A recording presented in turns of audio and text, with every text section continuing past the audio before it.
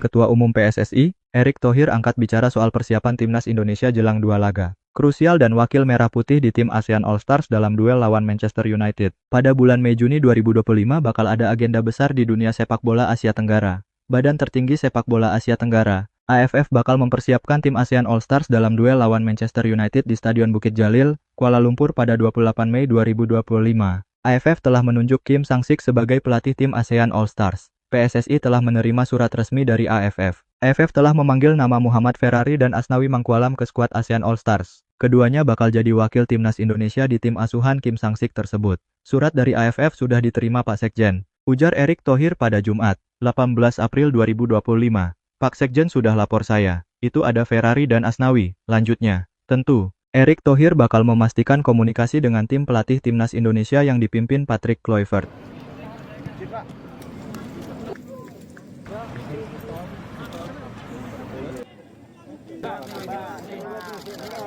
Pasalnya, agenda duel ASEAN All Stars versus Manchester United bakal bertabrakan dengan jadwal timnas Indonesia. Timnas Indonesia masih memiliki dua laga pamungkas di ronde ketiga kualifikasi Piala Dunia 2026. Skuad Garuda bakal menghadapi Cina dan Jepang. Laga tersebut bakal digelar pada 5 dan 10 Juni 2025. Merah Putih masih memiliki peluang lolos ke Piala Dunia 2026. Karena itu, timnas Indonesia harus fokus penuh untuk menatap dua laga tersebut. Berhubung jadwal laga digelar setelah kompetisi di level klub musim 2024-2025 tuntas, maka ada kesempatan untuk menggelar TC lebih lama. PSSI mengisyaratkan bahwa TC timnas Indonesia bakal digelar di Bali sebelum duel lawan Jepang dan Cina. TC itu akan dilakukan setelah kompetisi di beberapa wilayah pemain timnas Indonesia selesai. Kemungkinan besar TC akan digelar pada 26 Mei 2025. Dua laga itu sangat penting bagi timnas Indonesia untuk mendapatkan tiket ke Piala Dunia 2026. Terlebih, Muhammad Ferrari merupakan pemain yang sebelumnya dipanggil Patrick Kluivert untuk membela timnas Indonesia melawan Australia dan Bahrain pada edisi Maret 2025.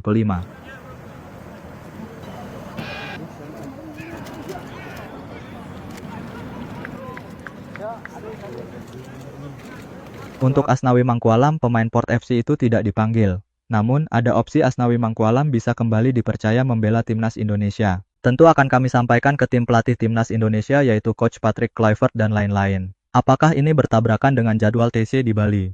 Sebab, tanggalnya agak mepet, kata Erick Thohir.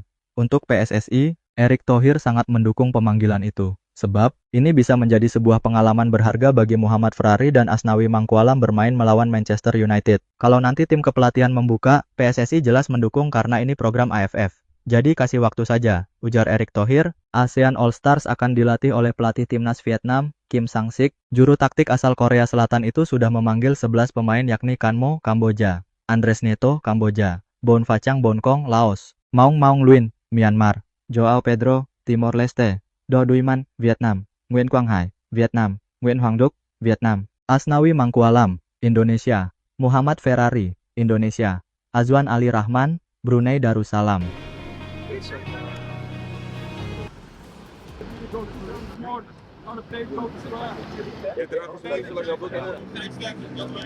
Ketua Umum PSSI, Erick Thohir cukup sering mengumumkan rencana naturalisasi sebelum dua laga krusial timnas Indonesia senior di kualifikasi Piala Dunia 2026.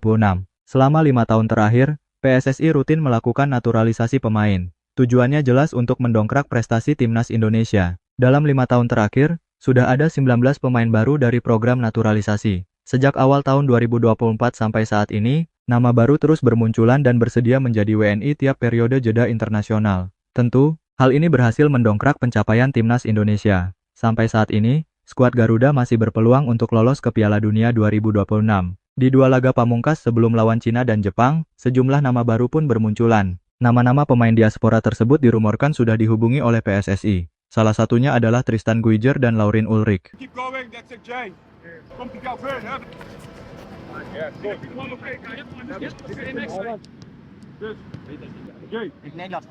Meski begitu, Erick Thohir memastikan bahwa belum ada rencana naturalisasi baru untuk dua laga sisa. PSSI bakal fokus dengan tim saat ini untuk mengamankan kemenangan di dua laga krusial lawan Cina dan Jepang. Belum ada rencana, ujar Erick Thohir pada Jumat, 18 April 2025.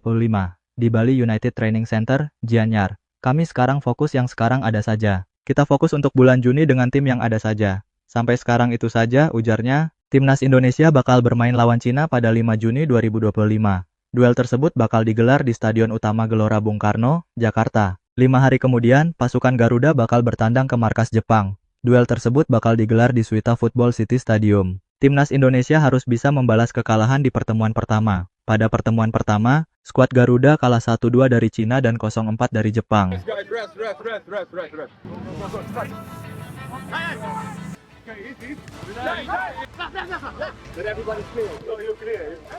Dari timnas senior kita beralih ke timnas U17, yang dimana Ketua Umum PSSI Erick Thohir mengapresiasi pencapaian timnas U17 Indonesia di ajang Piala Asia U17 2025. Garuda Asia berhasil tampil impresif dalam ajang yang digelar di Arab Saudi tersebut. Timnas U17 Indonesia memastikan diri meraih 1 tiket ke Piala Dunia U17 2025, usai lolos ke babak perempat final Piala Asia U17 2025.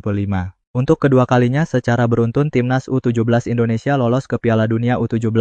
Pada edisi sebelumnya, Indonesia tampil sebagai tuan rumah. Baru pada tahun ini, Merah Putih lolos ke Piala Dunia U17 dari jalur kualifikasi. Sayang, langkah tim asuhan Nova Arianto terhenti di tangan Korea Utara di babak perempat final. Timnas U17 Indonesia kini punya waktu 7 bulan sebelum turnamen Piala Dunia U17 2025 dimulai. Erick Thohir selaku Ketua Umum PSSI mengapresiasi pencapaian Nova Arianto selaku pelatih kepala Garuda Asia.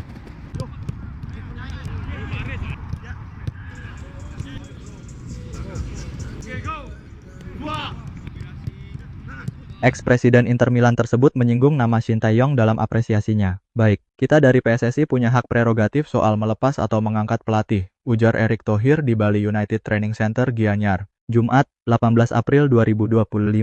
Tentu dalam hak-hak itu, bukan berarti kami tidak memiliki data atau tidak dapat masukan dari berbagai pihak. Tentu prestasi yang sudah didapatkan oleh banyak pelatih, kami harus berterima kasih. Karena para pelatih menciptakan banyak prestasi luar biasa hari ini. Coach Indra, kemarin juara SEA Games setelah 32 tahun. Coach Nova, membawa sejarah Indonesia ke Piala Dunia untuk pertama kali. Coach Shin Tae-yong juga sama. Dia hampir membawa ke Olimpiade 2024, kalah 1 game. Saya apresiasi, ujarnya. Kita menyerang itu yang kita persiapkan selama 2 hari ini.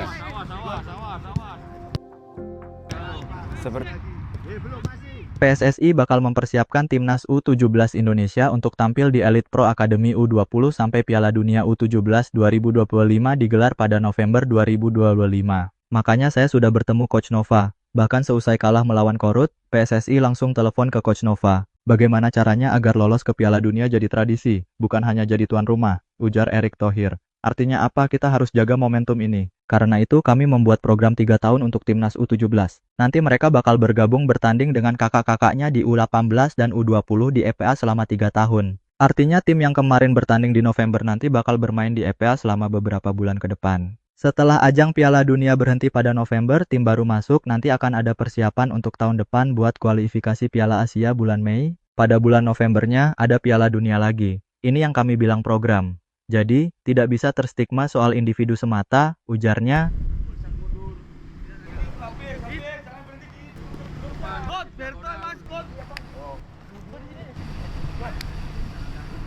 Pelatih timnas U17 Indonesia, Nova Arianto memberikan tanggapan rendah hati dan bijak soal Garuda Asia mendapatkan apresiasi dari masyarakat Indonesia. Timnas U17 Indonesia mendapat apresiasi lantaran prestasi mereka di Piala Asia U17 2025. Nova Arianto mengakui bahwa Timnas U17 Indonesia sudah banyak berkembang pasca Piala Asia U17 2025.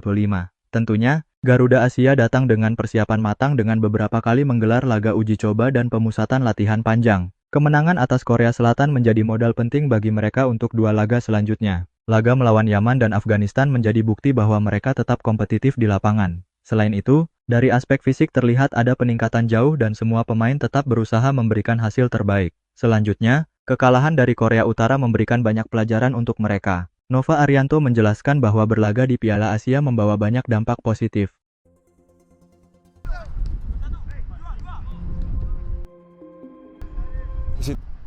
Kita melakukan adaptasi dengan cuaca. Menurutnya, atmosfer dan kualitas lawan tentu berbeda dari Piala AFF lalu. Saat itu mereka tumbang di babak semifinal saat melawan Australia. Sejak saat itu banyak perbaikan uang dilakukan dan membuat persiapan Garuda Asia semakin maksimal. Yang pasti ini sangat luar biasa buat pemain. Sekali lagi pemain bisa merasakan di pesta terbesar di Asia. Sepak bola di Asia pastinya berbeda dengan AFF, berbeda dengan kualifikasi, kata Nova Arianto. Pelatih kelahiran Semarang ini melanjutkan. Banyak aspek yang meningkat selama Piala Asia, terutama dari mental dan kemampuan pemain di lapangan selama pertandingan. Ini menjadi hal positif karena mereka segera bersiap menuju Piala Dunia. Mereka juga tidak gentar meski mendapatkan lawan yang sulit selama Piala Asia lalu. Saya lihat pemain belajar sangat banyak di sini, secara mental, secara skill. Termasuk masalah skill individu pemain yang saya lihat sangat-sangat berkembang. Lanjutnya, Nova berharap momentum positif ini bisa mereka pertahankan di Piala Dunia. Semua pemain harus mempertahankan momentum dan siap kembali bertarung di ajang tersebut.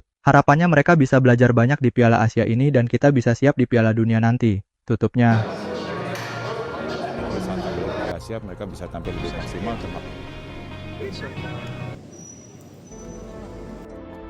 mempunyai gap yang jauh ya, tetapi masalah mental akan menjadi di dalam lapangan kalau saya pikir